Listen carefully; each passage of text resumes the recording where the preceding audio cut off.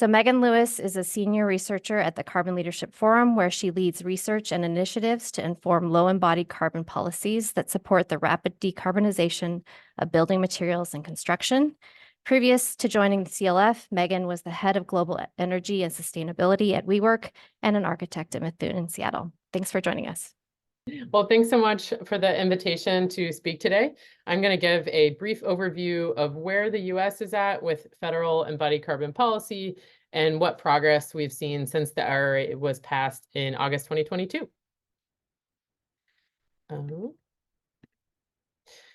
So when I was thinking about how to give this update, I started to think about all the different agencies that are leading in this area and how their work interconnects and builds off of some of the White House and Congress leadership.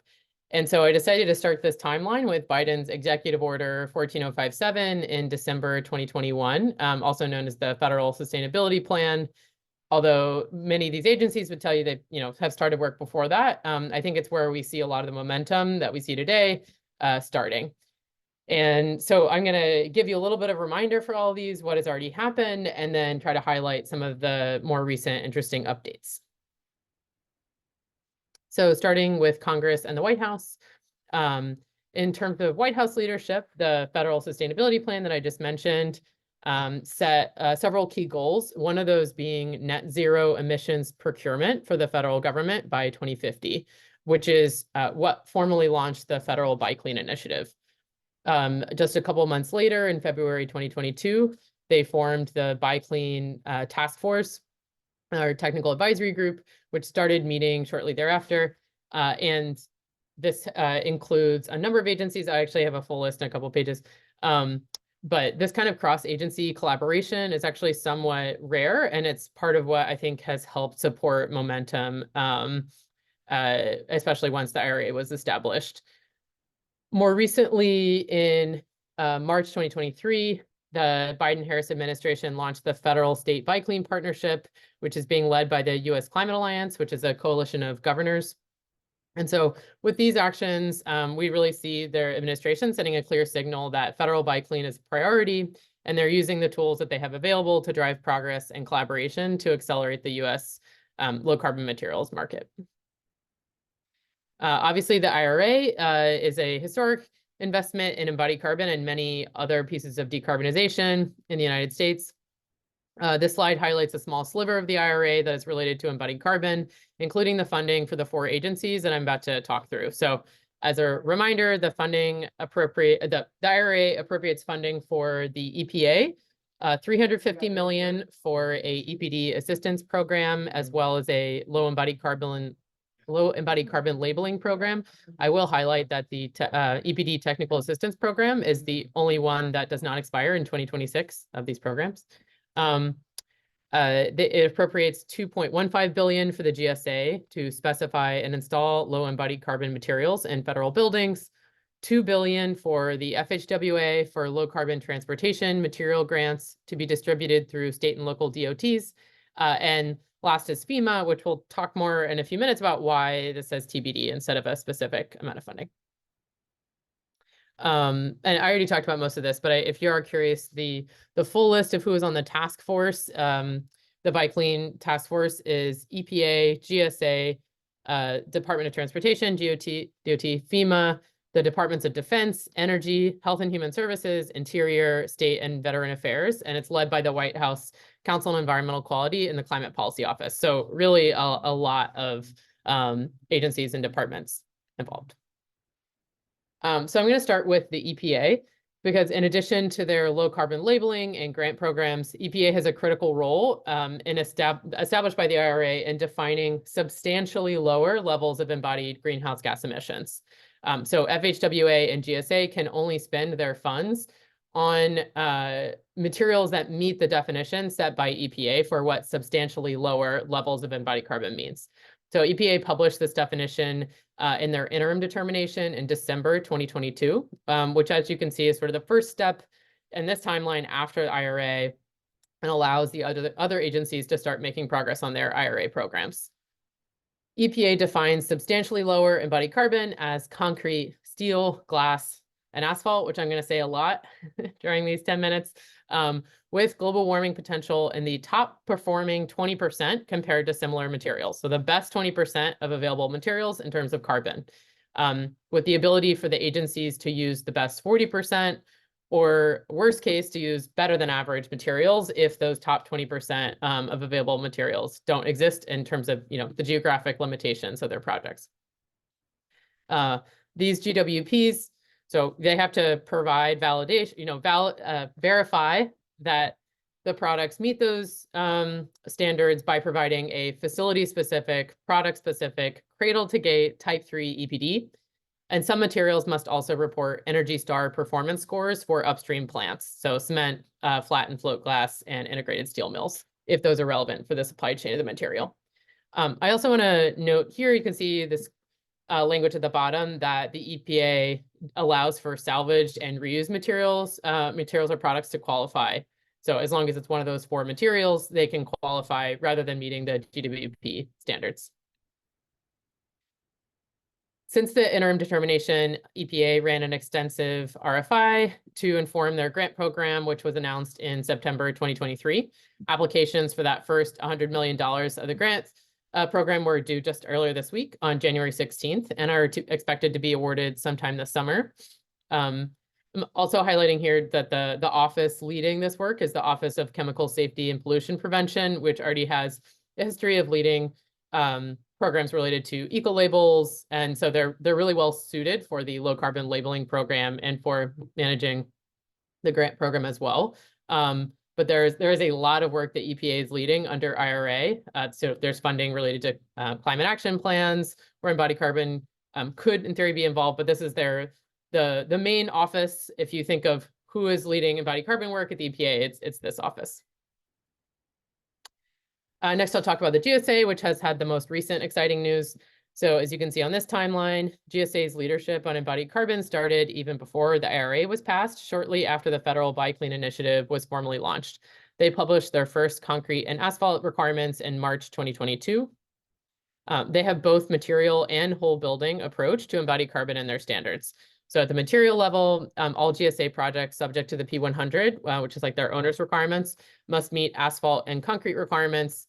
And in addition, all IRA projects must meet standards for concrete, asphalt, steel, and glass.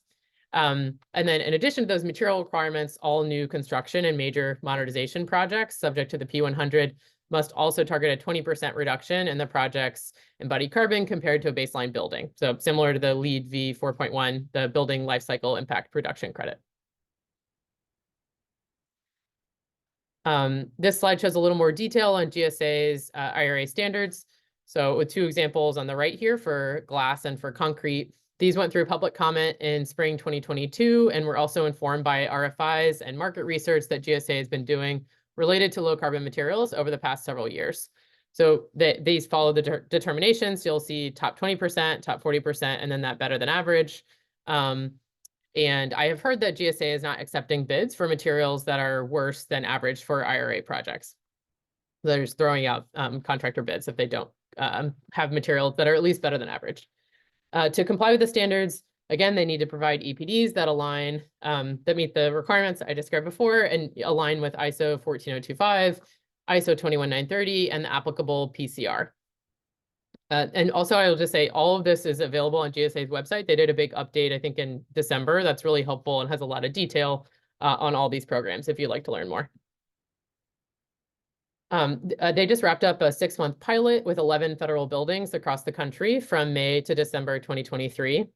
During that time, they found that over 5,000 additional EPDs were published for Buy Clean materials. In particular, I'll highlight that asphalt EPDs went from about 500 to 1,500 EPDs available, tripling in 6 months. And I think GSA and FHWA really can take credit for that big increase and for the awareness and pressure that they've been putting on the asphalt market, as well as the other markets. So in the interest of time, I'm not going to do a full lessons learned. As I said, they've provided a lot of detail on that on their website. They also have updated the standards, but there's only a small update related to the glass requirements. So mostly the values are the same since May. And really exciting is that they announced the next phase of funding. So they wrapped up the pilot, and now there's a map of over 150 projects, as well as which materials will be used on those projects, i.e., is it going to be concrete, asphalt, glass, et cetera. And I just hope that they were able to take those learnings from the pilot. And we're going to do what we can at the CLF to share information with contractors who might be able to compete for those projects, because contractors really do need to find lower carbon materials to compete on these projects, as carbon is weighed heavily in the bid scoring, and that they need to be able to provide better than average products to be able to compete. Next is FHWA, or the Federal Highway Administration. So what's not shown in this timeline is the Sustainable Pavements Working Group, which is a fantastic group within FHWA that has been leading LCA-related sustainability work for pavements for 10 years already. They publish resources, host webinars, and even lead tool development like LCA Pave, which was launched finally in April 2022 after they've been working on it for years. FHWA primarily funds state and local DOT work rather than leading construction itself. And we also see that DOTs at the state and local level are really key consistent buyers of materials like concrete and asphalt. And so they can provide a really clear signal to the market when they start to demand low carbon construction materials. Pre-IRA, FHWA already had other embodied carbon focused programs, such as the Climate Challenge program. So this is a much smaller amount of funding. It was 7.1 million in total. But I think it's really great. It highlights part of why FHWA's work is so important as part of federal bike lane. So you can see the map on the right here. There are 25 states that were awarded Climate Challenge grants in October of 2022. So it's already been running for a fair amount of time. All these grants are related to LCA, EPDs, and quantifying embodied carbon in pavements. But you can see that they're not only in states like California and Oregon and Colorado and Minnesota, where there are also already bike lane policies. These initiatives are all over the country. And that means that DOTs across the country are starting to lead and understand how to test low carbon material requirements and implementation in their own pilots. And in the next month or two, FHWA is expected to announce their IRA grant program, which, as I said up front, is $2 billion, which will provide grants to state and local DOTs to procure low carbon materials that meet the EPA's interim determination. They have not released their standards yet, so those tables I showed you earlier for GSA don't yet exist for FHWA. And last but not least, I'll briefly cover FEMA. The IRA authorizes FEMA to reimburse costs for low carbon materials and to provide incentives for low carbon and net zero energy projects. FEMA published a memo in May 2023 defining their program, which highlights the 3 eligible FEMA programs, which may not mean much to you if you're not deep in the FEMA weeds. But they will be able to reimburse costs for low carbon materials for disasters declared between May 22nd, 2023 and September 30th, 2026. Unlike the other programs, there's not a specific amount of money appropriated because FEMA does not receive money from Congress in the same way that GSA and FHWA do. Instead, they are restricted to only reimbursing certain types of costs. So this is a voluntary program, meaning that it requires applicants for FEMA's funding to identify these materials and use them on projects. So, if a library is being rebuilt after a disaster and they ask for funding to rebuild, they can rebuild with low carbon concrete and FEMA can cover that cost, even if it's more expensive than conventional materials. If you'd like to see what materials are eligible for reimbursement from FEMA, I really recommend the EC3 tool. I think that's the easiest way to see it, actually. And this is also just provided this image. You can see the GSA standards are also in there. So if you're looking under one of those 4 bike lane materials, you can see these limits integrated into the tool when searching for EPDs. And with that, I'm going to completely switch gears and briefly talk about Washington Bike Lane by Fair. So Hannah Waterstraat from the Washington Department of Commerce was not able to join today, so I'm just giving a really brief update on Washington, and I'm providing her contact information on the next slide. So Washington Bike Lane by Fair this year will be House Bill 1282. This bill is Commerce Agency request legislation, meaning that they're the ones that put it forward rather than a legislator.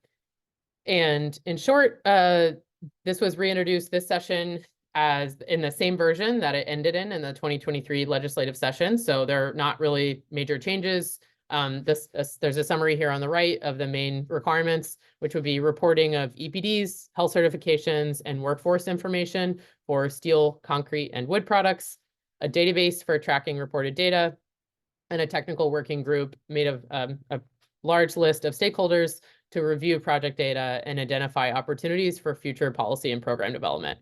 And if you would like to get involved, the bill will first be in the House Rules Committee. And I can show you briefly, but it looks like, but basically if you look for HB 1282, you'll be able to see this little email notification button in the corner that would actually let you know when the committee hearing will be, because it's not scheduled yet. And then also Commerce really encourages any feedback on the bill, particularly for negative feedback. Hannah said, we'd like to hear that. And then, and you can reach out to her there with any feedback or questions.